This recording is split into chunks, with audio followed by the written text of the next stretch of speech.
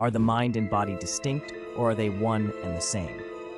This question lies at the heart of the philosophical debate known as the mind-body problem.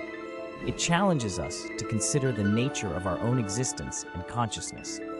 The mind-body problem dates back to the ideas of René Descartes, who argued for dualism, the view that the mind and body are separate entities. According to Descartes, the mind is a non-material substance responsible for thought and consciousness, while the body is a physical entity operating in the material world.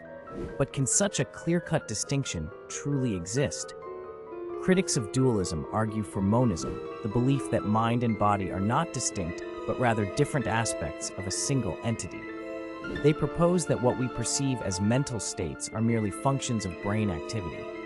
This view aligns with modern scientific understanding, where consciousness is seen as emerging from the complex interplay of neural networks. However, this raises further questions. If the mind is purely physical, do we have free will, or are our thoughts and actions predetermined by biological processes? The mind-body problem is more than a theoretical puzzle. It influences how we view ourselves and our agency in the world. Whether you lean towards dualism or monism, this debate invites us to delve deeper into the essence of consciousness and our place in the universe.